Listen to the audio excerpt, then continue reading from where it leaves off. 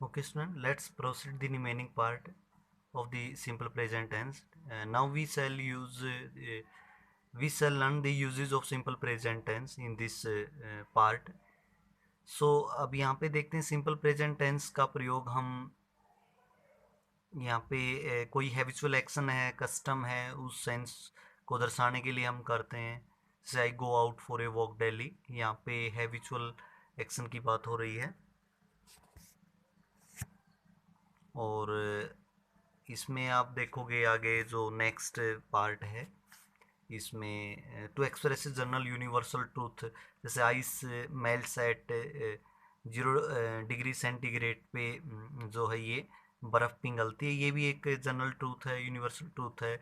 या आप यूँ भी कह सकते हो the sun rises in the east, the earth moves around the sun. तो ये कुछ ऐसे एग्जांपल्स हैं बेटा जिसमें आप जनरल ट्रूथ या यूनिवर्सल ट्रूथ पाएंगे। तो पहला तो हमने देखा कि भी हैबिचुअल एक्शन के लिए हम सिंपल प्रेजेंट टेंस का प्रयोग करते हैं, दूसरा जनरल ट्रूथ के लिए हम करते हैं, तीसरा मैं कहूँ तो to express certain fact that is to at the time of speaking. हाँ, उन तथ्यों के बारे में भी हम इसके लिए इसका प्रयोग करते हैं जब जब हम बोल रहे हैं उस दौरान वो बात सच है। जैसे हमारा स्कूल इन दिनों 10 बजे खुलता है, तो ये बात सच है। और ये वो जब हम बोल रहे हैं तब उस दौरान ये बात मतलब तथ्य से जुड़ी हुई है, ये सच बात है। तो इसलिए हमने यहाँ पे प्रेजेंट टेंस का प्रयोग किया है ओपन्स के। अगर मैं फोर्थ पॉइंट की बात करूँ तो एक ऐसी सिचुएशन को दिखाने के लिए भी हम इस टेंस का प्रयोग करते हैं जो परमानेंट है। जैसे this road leads to Delhi, ये रोड जो है दिल्ली को जाता है, तो ये भी एक परमानेंट फैक्ट है, सच बात है। तो उस केस में भी हम सिंपल प्रेजेंट टेंस का या प्रेजेंट इंडेफिनिट टेंस कह लें आप, उसका प्रयोग करते हैं। एक जैसे to narrate different actions taking place at the time of speaking, अगर बोलने के इस समय कई तरह के एक्शन हो रहे होते हैं तब भी हम इसका प्रयोग करते हैं। जैसे कमेंट्री, रनिंग कमेंट्री को दिखाने के लिए हम इसका प्रयोग करते हैं, ब्रॉडकास्टिंग कमेंट्री। जैसे Ashok carries the ball, Ashok ने बॉल को लिया, ही हिट्स हार्ड, उसने जोर से इस पे मारा, एंड स्कोर्स ए गोल, और एक गोल किया। यानी जब कमेंट्री जो की जाती है, रनिंग कमेंट्री के लिए हम इस प्रेजेंट इंडेफिनिट टेंस का प्रयोग करते हैं यहाँ पे।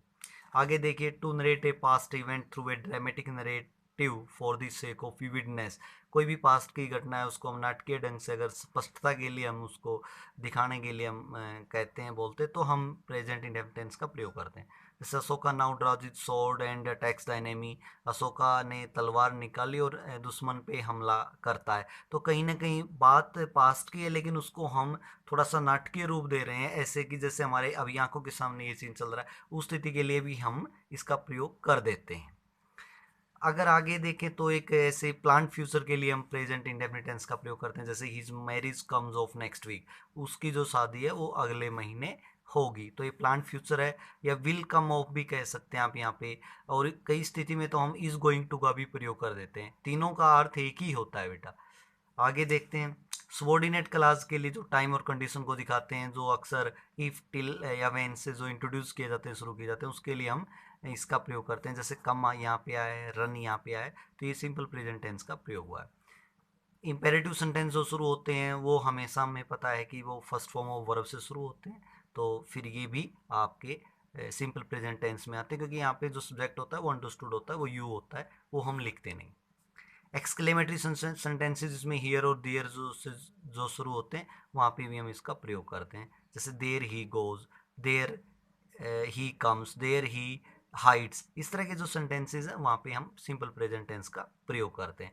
तो बेटा ये आपके यूजेज हैं जहाँ पे हमने प्रेजेंट इंडेफिनिट टेंस का प्रयोग किया है। उम्मीद करता हूँ कि आपको ये चीज़ें समझ में आएंगी और आपकी हेल्प करेंगी इस लॉकडाउन में घर बैठ के कुछ समझने में। धन्यवाद।